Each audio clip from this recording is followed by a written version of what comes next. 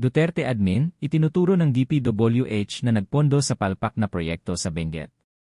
Itinuro mismo ng Department of Public Works and Highways o DPWH na sa panahon ng Duterte administration nagsimula ang pondong ginamit sa proyekto sa Quezon Road, Tuba, Benguet na tinawag ni Pangulong Ferdinand Marcos Jr. na useless.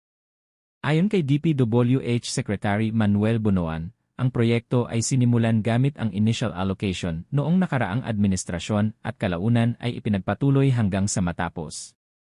The construction started in that initial allocation, and partly it was continued on until completion po, pahayag ni Bonoan. Hindi binanggit ni Bunoan ang eksaktong halaga ng ginasto sa proyekto, subalit naging sentro ito ng usapan matapos personal na tukuyin ni Marcos ang nasabing infrastruktura bilang walang silbi. Ang Quezon Road ay isa sa pinakamahalagang access road patungo sa Baguio City, subalit nananatiling hamon ang pagpapanatili ng kaligtasan at kalidad ng mga ginagawang infrastruktura rito dahil sa madalas na landslide at iba pang natural na kalamidad.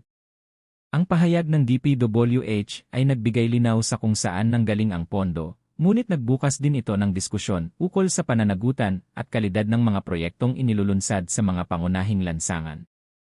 Fajardo, na maalam na bilang tagapagsalita ng PNP. Samantala, kinumpirma naman ni PNP Chief Lieutenant General Jose Melencio Nartates Jr. na hindi na si Police Brigadier General Jean Fajardo ang magsisilbing tagapagsalita ng Philippine National Police PNP. Ayon kay Nartates, dapat ay mula sa Public Information Office PIO manggaling ang magiging spokesperson ng PNP upang mas malinaw at maayos ang daloy ng impormasyon mula sa organisasyon patungo sa publiko. Si Fajardo ay kasalukuyang nakatalaga sa Directorate for Controllership ng PNP. Kilala rin siyang malapit na opisyal ng napatalsik na PNP Chief Nicolas Torre III.